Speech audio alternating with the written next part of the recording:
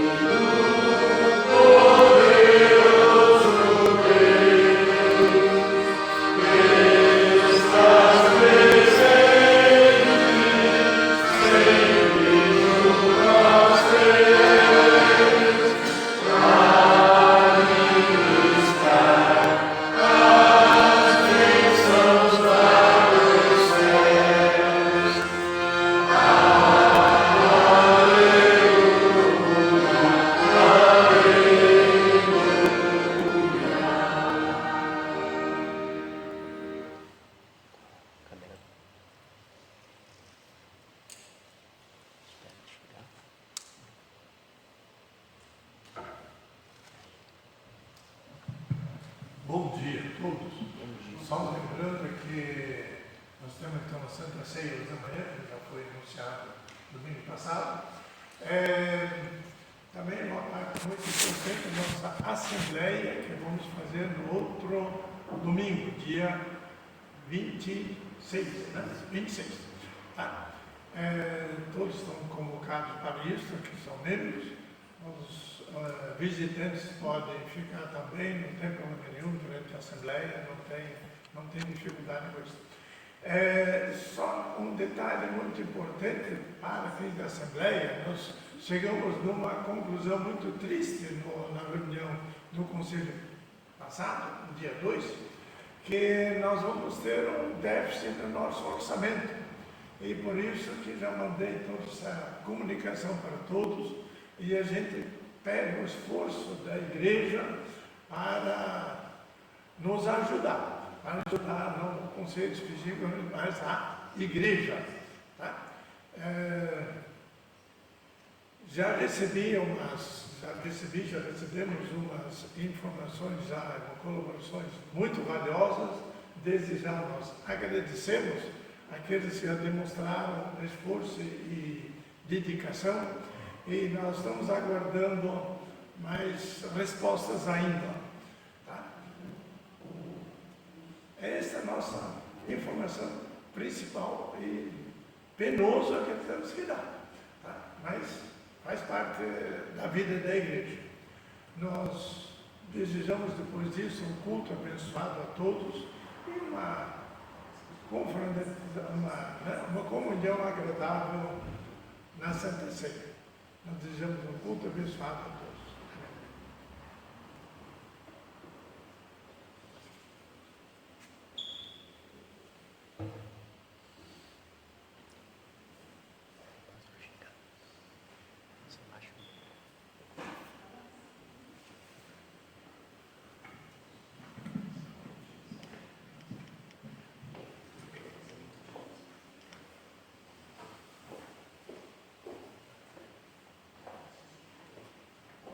Nós damos boas-vindas a todos os irmãos para este momento do culto, em louvor e adoração ao nosso Deus, Pai, Filho e Espírito Santo, que é de fato aquele que recebe o louvor com prazer, a adoração do seu povo. Portanto, todos sejam assim bem-vindos para alegremente adorarmos e exaltar o nome do nosso Deus, Senhor e Salvador. O culto é de fato uma ação benéfica de Deus para o seu povo. O culto não é uma invenção do ser humano, nem mesmo do cristão. É de fato uma ação, é uma determinação de Deus em sua palavra. E Ele contempla os seus filhos com este privilégio, um privilégio singular, privilégio insondável, porque quem dera muitas outras pessoas no mundo pudessem entender a importância do culto, a adoração, através do que nós também confirmamos nossa fé e recebemos de Deus a sua bênção através do culto dirigido a Ele. Todos sejam assim bem-vindos. É também a oportunidade de louvor, de gratidão a Deus, porque a IR em Ponta Grossa, Vilela, esta igreja, amanhã estará completando 12 anos, né, em que houve a sua instalação oficial da parte do Sínodo, conforme o plano e iniciativa do DM, Departamento de Missões do Sínodo, e o Sínodo então fez a instalação do início das atividades regulares que marcaram assim a Igreja Reformada, Evangélica Reformada de Ponta Grossa, aqui no bairro Vilela. Que possamos nos alegrarmos e fazer deste culto também uma oportunidade de gratidão a Deus e de testemunho da perseverança do seu povo neste lugar. Para o início do culto, eu convido a igreja a pôr-se em pé nós vamos orar numa oração silenciosa particular. Cada um pode orar silenciosamente numa oração de louvor e adoração a Deus. Oremos.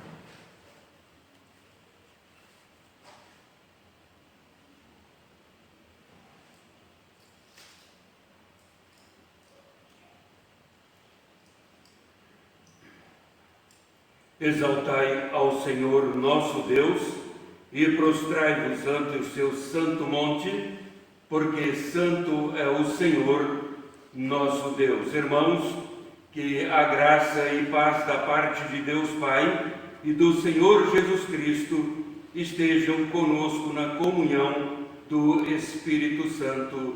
Amém. Vamos cantar do Inário, Vós Criaturas, hino 213.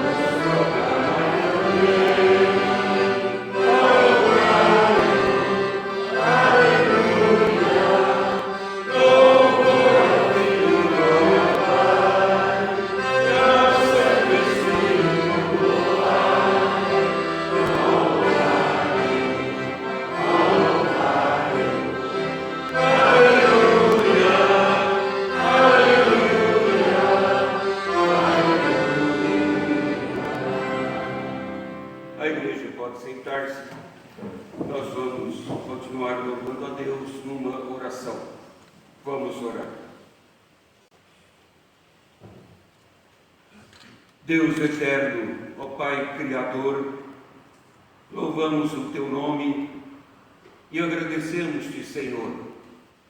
Somos-te agradecidos pela vida, somos-te agradecidos pela saúde, louvamos-te pela paz que nos concedes.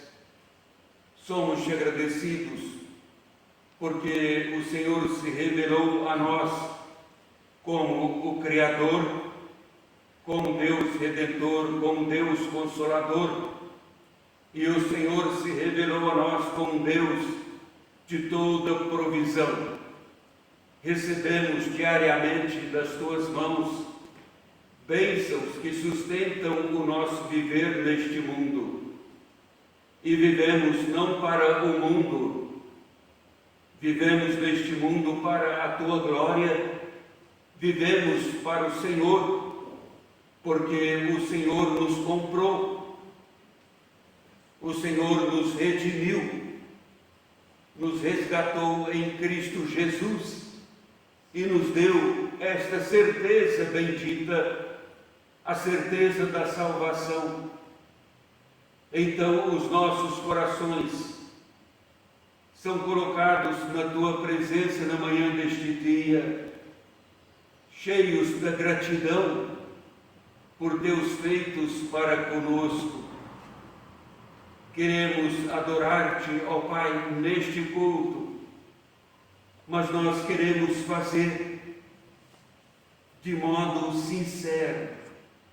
No entanto, as circunstâncias que nos envolvem, o mundo, as preocupações tendem a tirar a nossa atenção, que deve ficar voltada tão somente para a tua glória, pois o culto é reverente, o culto é voltado tão somente para o Senhor, e o Senhor é o centro do culto.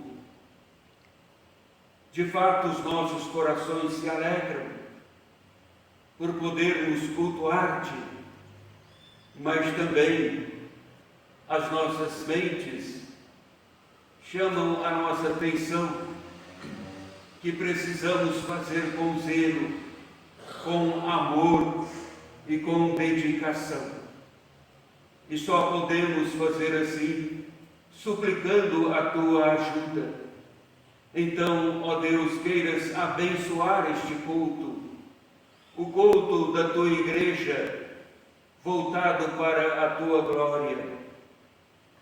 Que a presença gloriosa do teu Santo Espírito conosco seja uma presença orientadora, que o teu Espírito Santo possa estar então conduzindo todas as partes deste culto, para que este culto possa honrar o teu nome e por ele sejamos então edificados espiritualmente.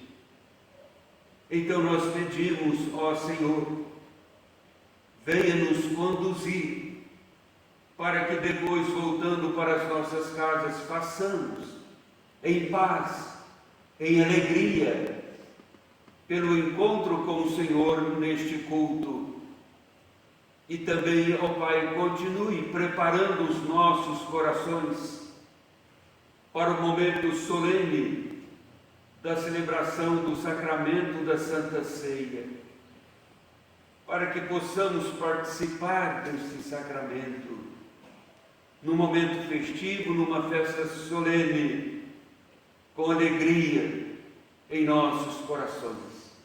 Receba o nosso louvor, dirija-nos nestes momentos preciosos, pois oramos em nome de Jesus. Amém. Vamos ler, irmãos, em Romanos 8, de 5 a 11. Romanos 8, de 5 a 11, onde o apóstolo Paulo escreve, Romanos 8, aliás, irmãos, é Romanos 5, eu estou invertendo, é Romanos 5, versículo 8 a 11. Romanos 5, 8 a 11. Mas Deus prova o seu próprio amor para conosco, pelo fato de ter Cristo morrido por nós, sendo nós ainda pecadores. Logo, muito mais agora, sendo justificados pelo seu sangue, seremos por ele salvos da ira. Porque se nós, quando inimigos, fomos reconciliados com Deus mediante a morte do seu Filho, muito mais, estando já reconciliados, seremos salvos pela sua vida. E não apenas isto, mas também nos gloriamos em Deus, por nosso Senhor Jesus Cristo, por intermédio de quem recebemos agora a reconciliação. Cantemos do inário o hino Vem Jesus, Suprema Fonte, o hino 312.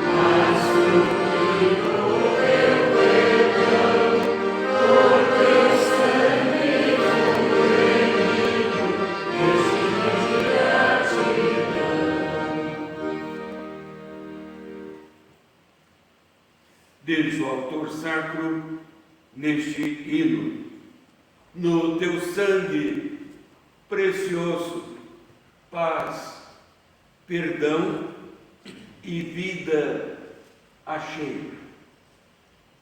E depois diz: sei que ingrato tenho sido, mas suplico o teu perdão.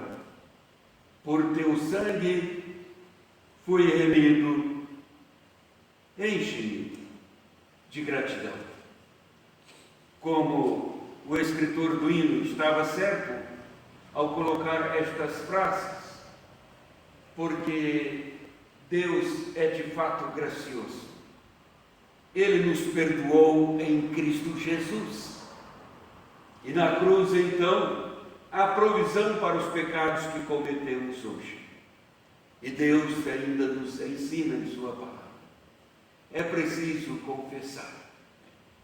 E Ele nos dá o perdão, porque este preço Cristo já pagou na cruz do Calvário. Vamos então, irmãos, neste momento do culto, ter assim esta parte de contrição.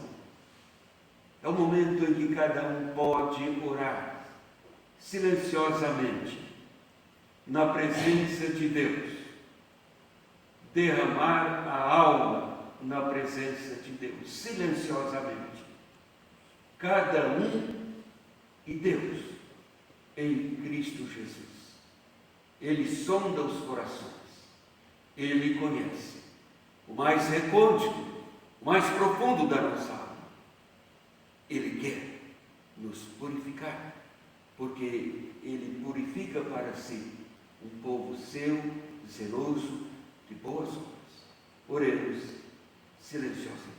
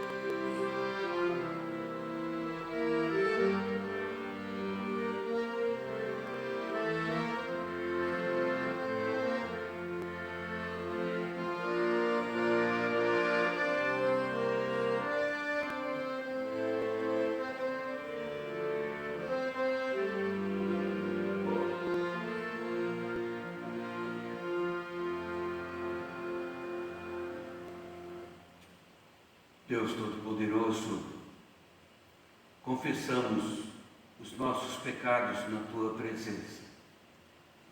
Pecamos mostrando desobediência, resignação muitas vezes à Tua palavra.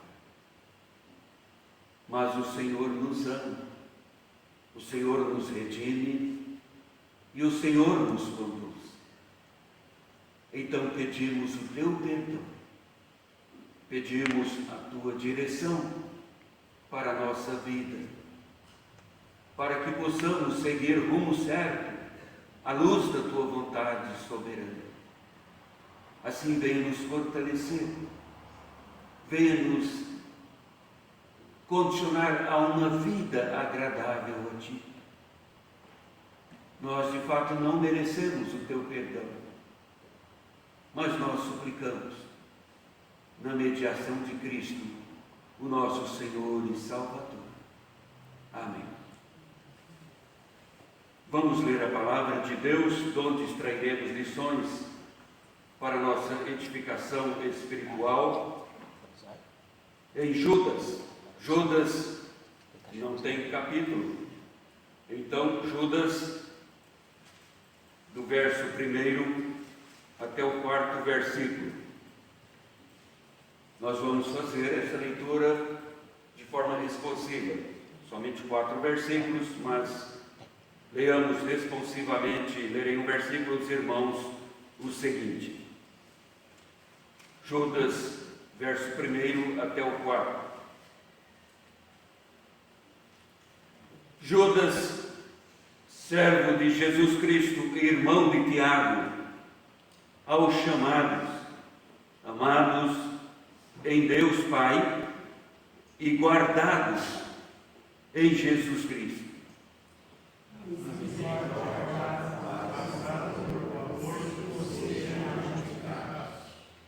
Amados, quando empregava toda diligência em escrever-vos acerca da nossa comum salvação, foi que me senti obrigado a corresponder-me convosco, exortando-vos a batalhardes diligentemente pela fé que uma vez por todas foi entregue aos santos.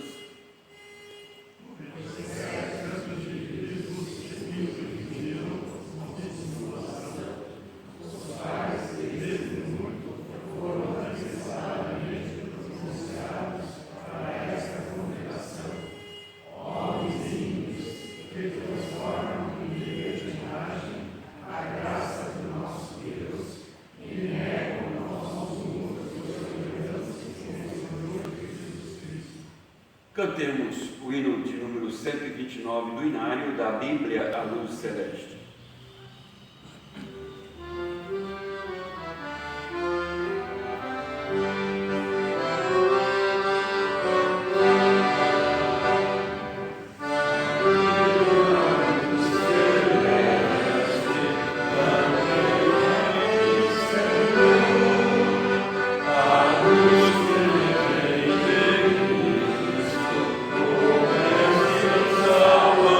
Salvador,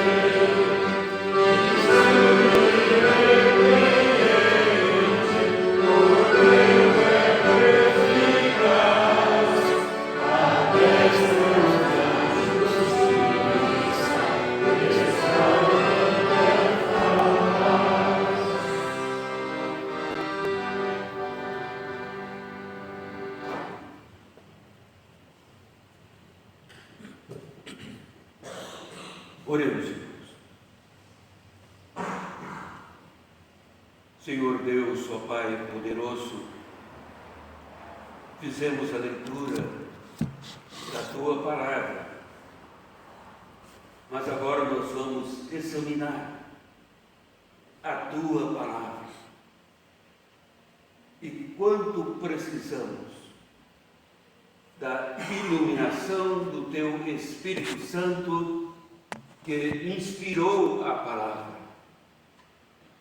Então nós pedimos, por favor, ajuda-nos na compreensão da Tua vontade, que é revelada na Tua palavra, fortalecendo assim a nossa vida espiritual. Ajuda-nos nesta compreensão, nesta aceitação, na obediência à Tua palavra. Em nome de Jesus. Amém. Irmãos, Judas aqui, o apóstolo, ele começa esta carta tão pequena que os organizadores da Bíblia, como o cânon sagrado, nem colocaram em capítulos, somente versículos. É uma pequena carta no aspecto literário dela, mas é uma grande carta no conteúdo apresentado por Judas. E ele começa apresentando a si mesmo. Ele se identifica aqui como servo de Jesus Cristo e irmão de Tiago. Muitas pessoas naquela ocasião, ou seja, os contemporâneos de Judas, chamavam-no de o irmão do Senhor, para diferenciá-lo dos outros Judas. Judas, o irmão do Senhor, mas ele mesmo preferia apresentar-se como o irmão de Tiago e servo de Cristo Jesus. Ele descreve logo a seguir o que significa ser um cristão de fato, como está no verso 1.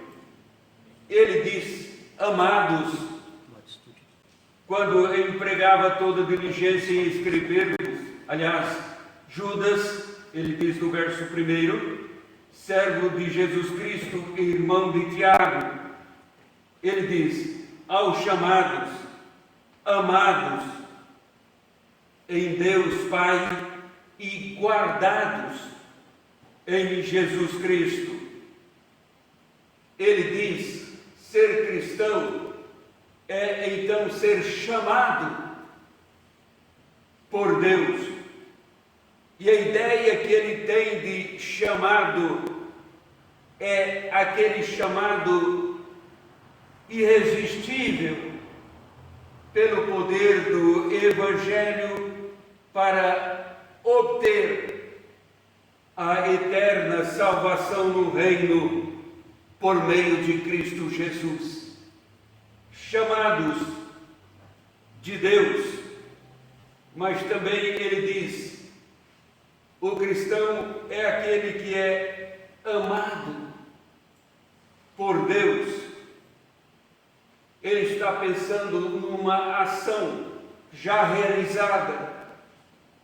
Quando ele emprega o verbo no passado, amados de Deus, é uma ação completa. Deus amou e amou. Pronto, isso não muda mais. Ele não vai parar de amar. Ele não deixa de amar. É uma ação completa que nós temos aqui. O que Judas está falando é isto: amados de Deus, neste sentido, e também diz, mas o cristão é guardado por Deus. E a ideia que ele tem, uma pessoa guardada por Deus é uma pessoa que está sob a proteção para não sofrer violência, está sob a proteção de Deus, de qualquer pessoa em ações maldosas. É uma pessoa guardada de qualquer malefício nesse sentido de violência. Deus ama, Deus chama, Deus guarda os seus. Ele caracteriza o cristão assim, como uma pessoa chamada, amada e guardada por Deus. Então, irmãos, por causa dos ensinos errados que estavam dominando o pensamento da igreja na sua expansão, é que Judas passa a escrever esta carta, e ele escreve incentivando então a igreja a viver a doutrina cristã, porque o cristão é uma pessoa amada, guardada, é uma pessoa chamada por Deus e deve viver plenamente a doutrina de Deus, viver a doutrina cristã. É o que Judas está escrevendo aqui. Mas viver a doutrina cristã como? Primeiro, pondo em prática o amor de Deus, colocando em prática o amor, mas não qualquer amor. Amor sob a concepção humana é um amor que não tem justiça. Amor do mundo é um amor que degenera, porque é simplesmente carnal. Mas viver a doutrina cristã se faz colocando em prática o amor, mas o amor de Deus. A Bíblia tem um ensino muito rico sobre o amor de Deus para conosco e o amor ao próximo. Em Romanos, o apóstolo Paulo escreve: amai-vos. Ele diz, e é na forma de mandamento: amai-vos cordialmente uns aos outros. E o apóstolo João, na primeira carta, ele escreve assim: aquele que não ama não conhece a Deus, pois Deus é amor. É uma lógica que o apóstolo João emprega. Como você diz conhecer a Deus se você não ama? Deus é amor. E Judas não fala simplesmente aqui acerca do amor. Ele demonstra o amor no afeto para com as pessoas. Ele demonstra amor na forma de considerar, na sua forma de tratar as pessoas. Ele demonstra este amor afetuoso. Quantas vezes nesta carta tão pequena ele usa a palavra dirigindo-se aos cristãos: amados. No terceiro versículo desta carta, ele já começa dizendo amados e prossegue falando. Depois do versículo 17, vós, porém, amados, e prossegue para então no verso 20 ele falar: vós, porém, amados, edificando-vos na vossa fé. ele tem essa forma de tratamento afetuoso com os irmãos. Numa carta tão pequena, repetidas vezes, ele está considerando e tendo uma forma de tratamento para com a igreja, dizendo amados, mas aqui ele não está pensando amados meu, amados de Deus. É isso que ele está dizendo.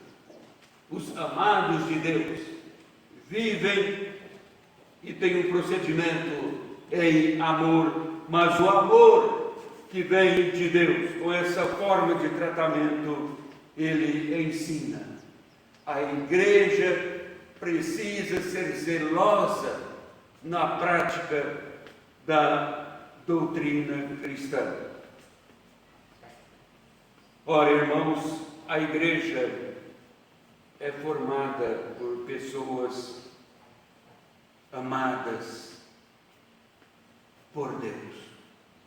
Por isso, Judas repete: amados, amados, amados. Deus é amor, diz o apóstolo João. Então Deus ama a igreja. E esta é a razão porque não podemos tratar com frieza o Evangelho de Cristo. Esta é a razão porque não podemos tratar com indiferença o ensino de Deus. Isto seria desonrar o amor de Deus. Isto seria muito triste.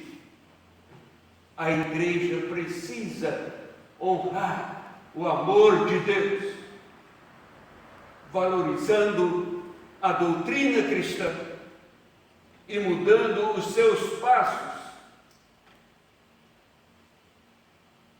orientada pela doutrina cristã.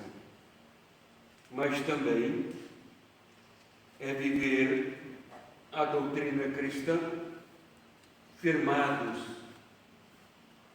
na graça de Deus. Judas não tinha, como vimos aqui, o propósito de escrever esta carta. Ele tinha sim o propósito de escrever e desenvolver um tema com pesquisas, certamente, e dissertações maiores.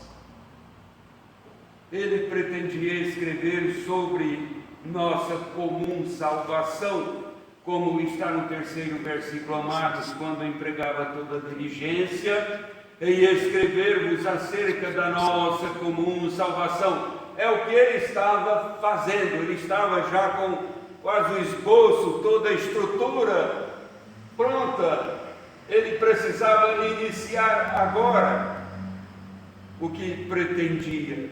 Ele diz, em escrever-vos acerca da nossa comum salvação, foi que me senti obrigado a corresponder-me convosco, exortando-vos a batalhardes diligentemente pela fé que uma vez por todas foi entregue aos santos. Eu me senti obrigado a deixar de lado o meu trabalho e prosseguir em outra escrita.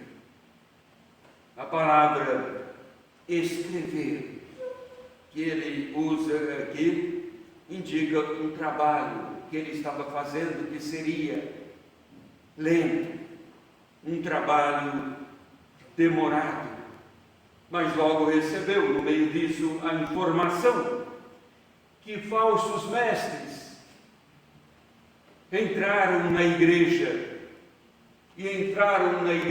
deturpando a fé cristã, como se vê no 4º versículo, pois certos indivíduos, ele diz, se introduziram com dissimulação, os quais, desde muito foram antecipadamente pronunciados para esta condenação, homens ímpios, que transformam em libertinagem a graça de nosso Deus e negam o nosso único soberano e Senhor Jesus Cristo, ele diz: eu fui assim, obrigado a deixar o trabalho, porque recebi a notícia do que estava acontecendo na igreja ao nosso redor.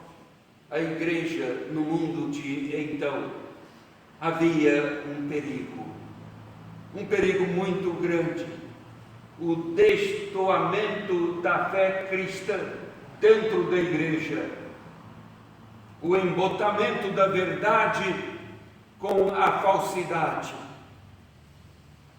A questão é que o perigo que fazia Judas deixar de lado o seu tratado que havia planejado escrever, o perigo vinha então de dentro da igreja para a própria igreja. Não era um perigo que estava nascendo da perseguição cruel de Nero, dos imperadores, dos perseguidores da igreja. O que tornava mais intrigante aqui é que o perigo vinha de dentro da igreja. A palavra que Judas usa aqui, irmãos, para explicar o que os falsos mestres estavam fazendo é dissimulação. Olha só, ele diz no 4º versículo: pois certos indivíduos se introduziram com dissimulação. O que é dissimulação? Eles estavam, esses falsos mestres, usando palavras lisonjeadoras, palavras sedutoras, como aqueles que gostam de discursar, de argumentar, simplesmente para conquistar, para atrair aqueles que infiltram ideias na mentes das outras pessoas para influenciar nas suas decisões importantes. Mas como há tanta gente no mundo vivendo disso e fazendo assim, nas instituições, escolas, igrejas. E Judas chama dissimuladores. Eles conseguem fazer a mentira parecer a verdade e a verdade ficar parecida com a mentira. Algumas pessoas se infiltraram na igreja, eram criaturas ímpias, como Judas destaca aqui as ações deles, como está no verso 4, no final. Ele diz: eles transformam em libertinagem a graça de nosso Deus e negam o nosso único, soberano e Senhor, Jesus Cristo. Eles pervertiam a graça de Deus em libertinagem. Estavam dominados pelo gnosticismo, quer dizer, a matéria é má, ela não presta. Então o corpo é matéria, é mau, deve depravar, acaba com a matéria, vive uma vida, destrua o corpo. Então viviam uma vida e pregavam uma vida depravada e entendiam que a graça de Deus é que podia salvar, e a graça de Deus, como Paulo diz, onde abundou o pecado, superabundou a graça. Então, quanto mais pecar, mais graça tem. Era uma ideia. E Judas diz: são dissimuladores. Porque a graça é eficaz, é suficiente para todos, para tudo. Mas não significa que ela nos convida a viver uma vida desregrada, uma vida depravada, de maneira alguma. A palavra libertinagem, que Judas coloca aqui, tem um sentido terrível. As pessoas decentes, quando cometem uma falta, elas demonstram consciência, elas demonstram algum sentido, algum senso de vergonha, nem gostam de tocar no assunto. Por libertinagem, Judas está dizendo que perderam a tal ponto sua decência e vergonha que não se importam dos outros verem a sua imoralidade, eles não se importavam mais com isso. E finalmente, irmãos, nessas exortações de Judas, há também aqui o viver a doutrina cristã, lutando na preservação da fé. Voltando ao terceiro versículo, a sua segunda parte, foi que me senti obrigado a corresponder-me convosco. Ele diz, exortando-vos a batalhardes diligentemente pela fé que uma vez por todas foi entregue aos santos. A palavra que Judas usa aqui para a defesa da fé é batalhar. E batalhar tem aqui o sentido de agonizar.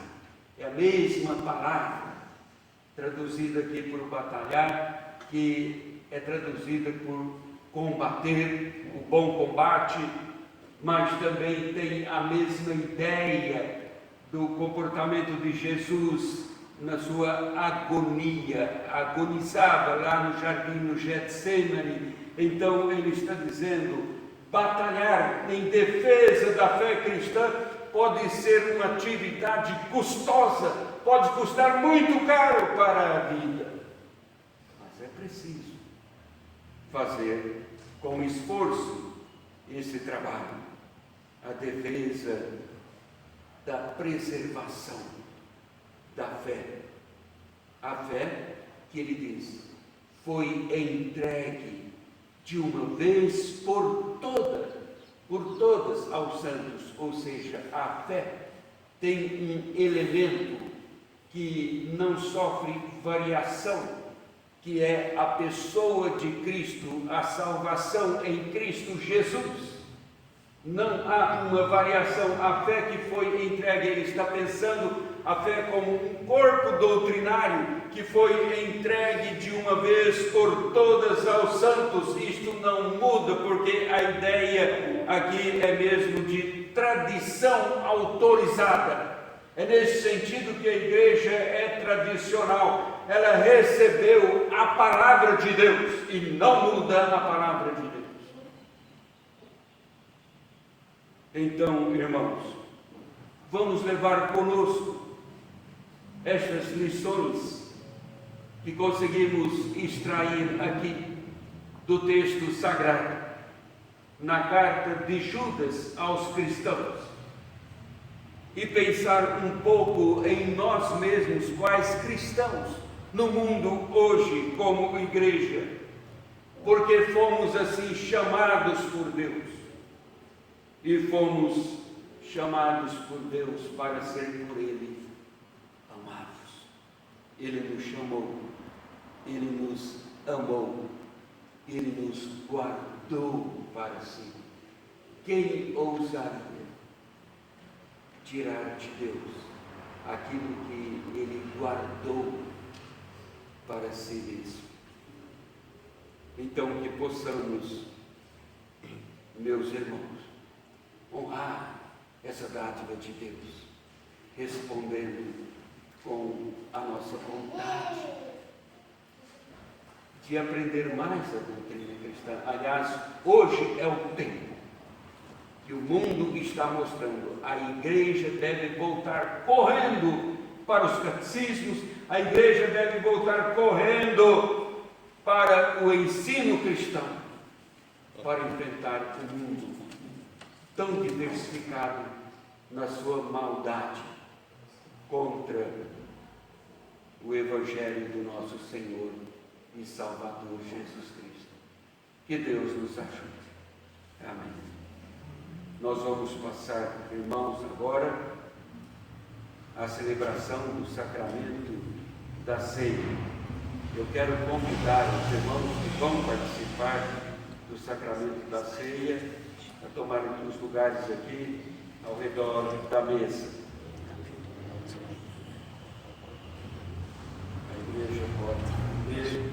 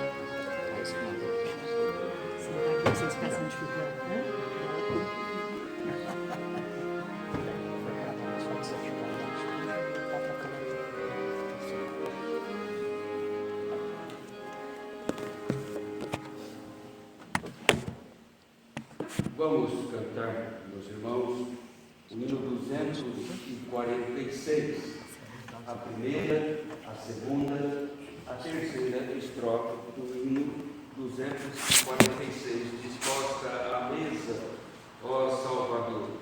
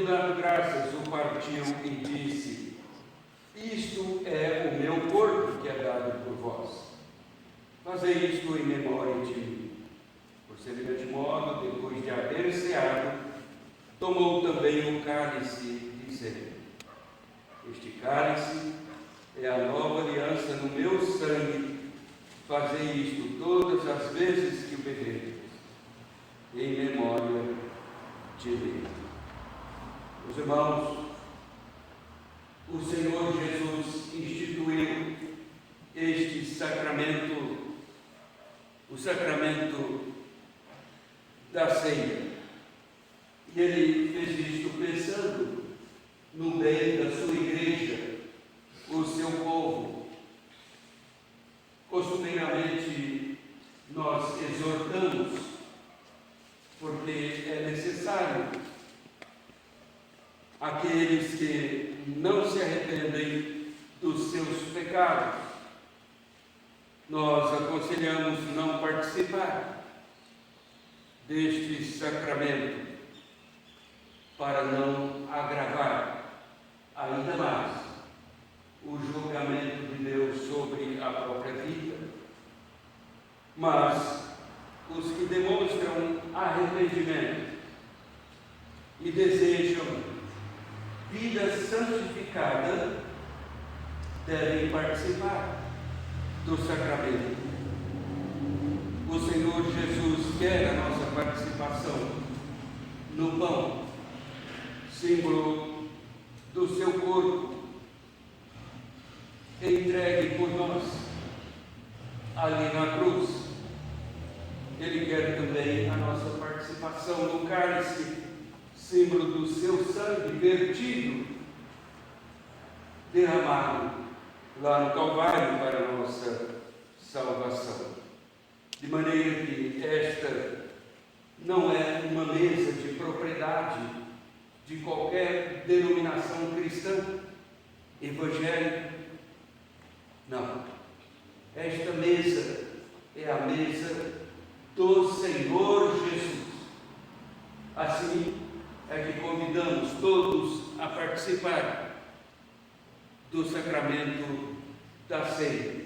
Membros da igreja, esta igreja local, membros da Igreja Evangélica Reformada no Brasil, membros de quaisquer outras igrejas evangélicas, igrejas que confiam no sacrifício de Cristo como sendo único e suficiente para a nossa salvação. Do contrário, nem teria razão de participar do sacramento.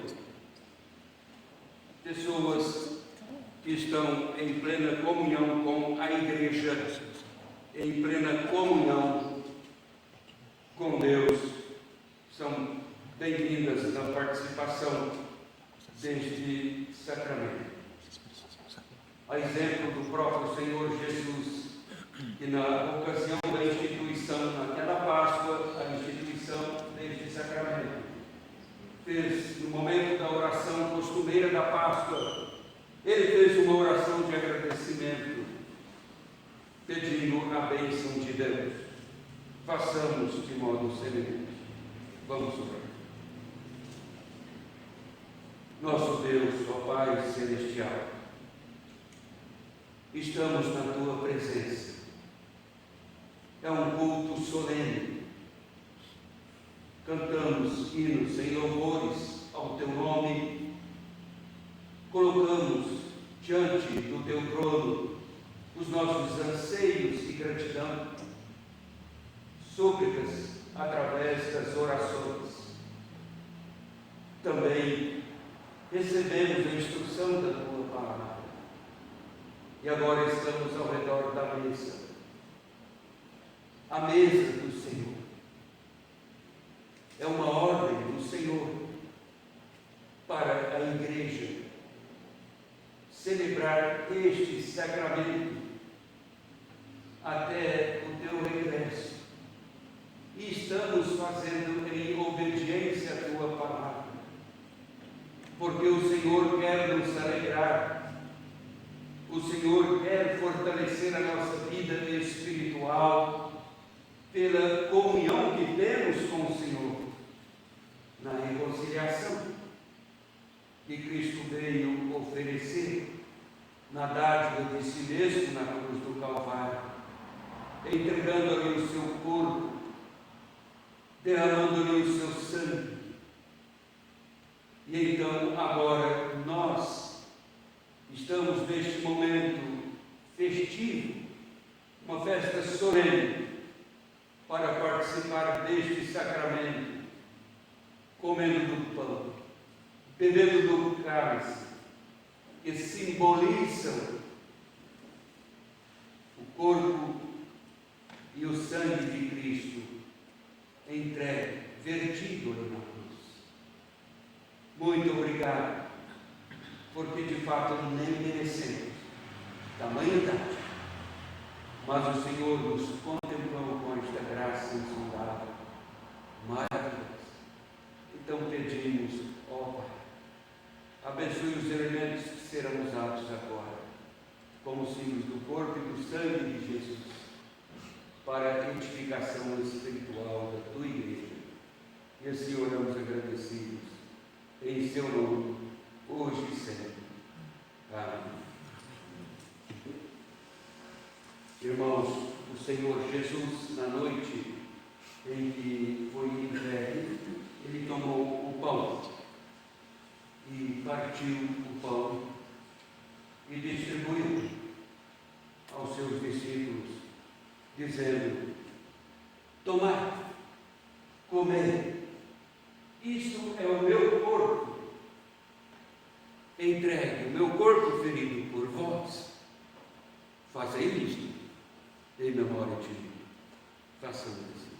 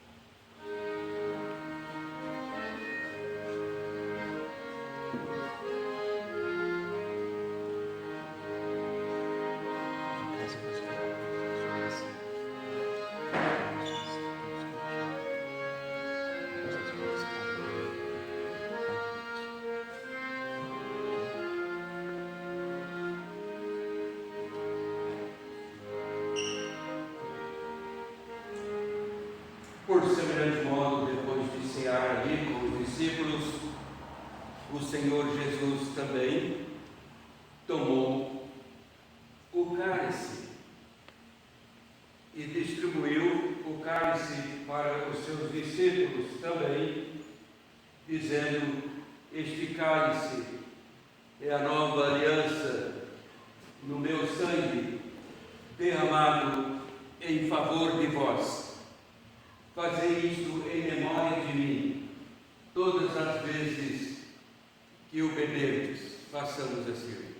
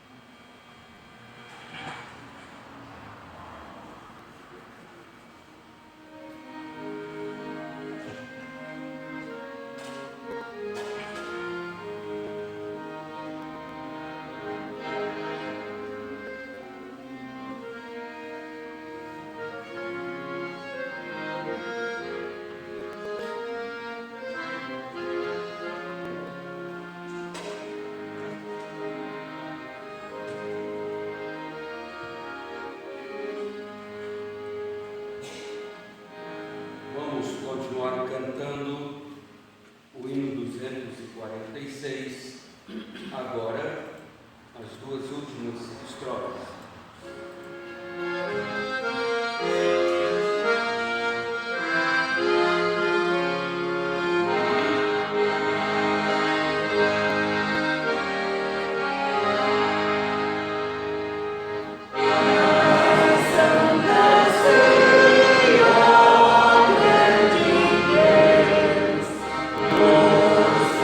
Amor.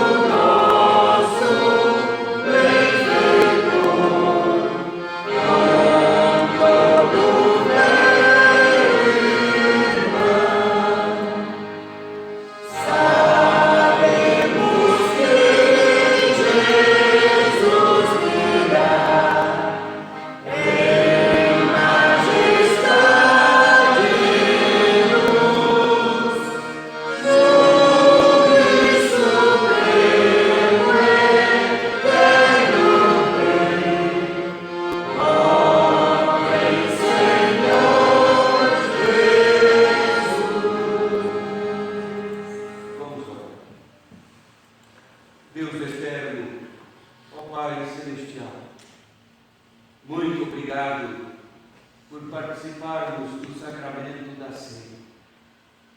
Obrigado porque nós estamos envolvidos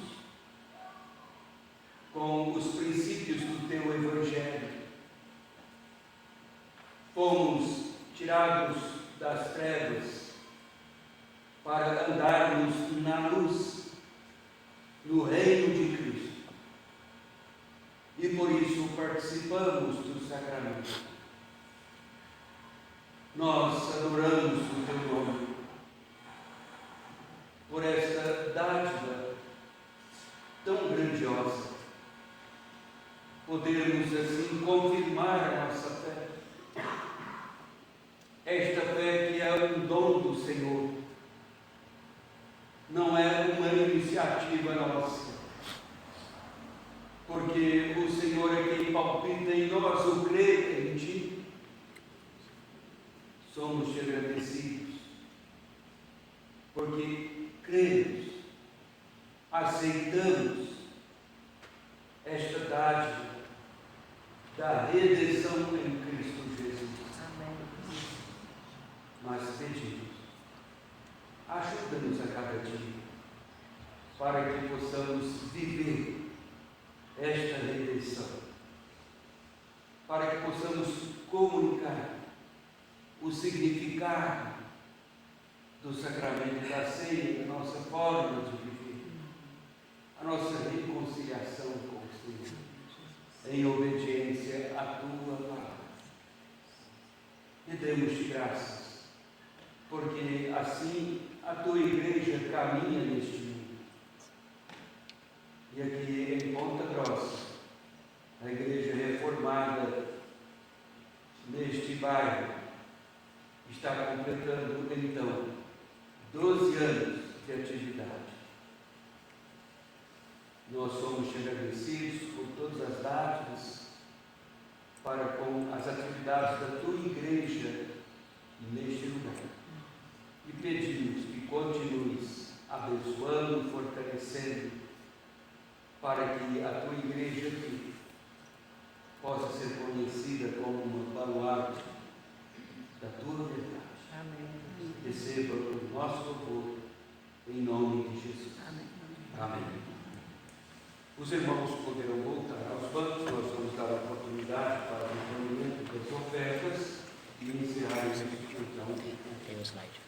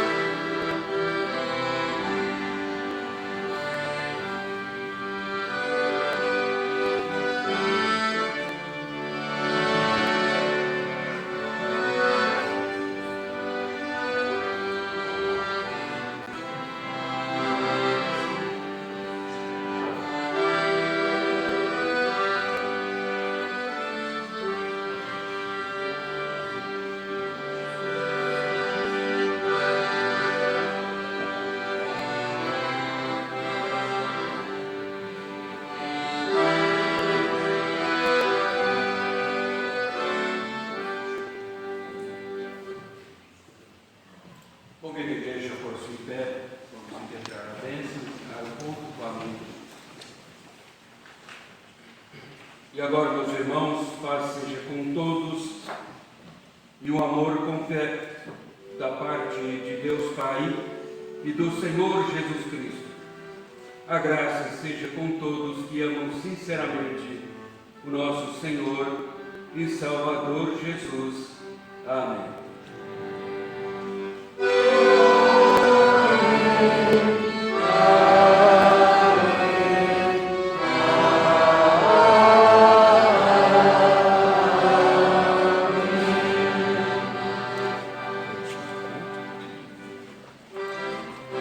Sela.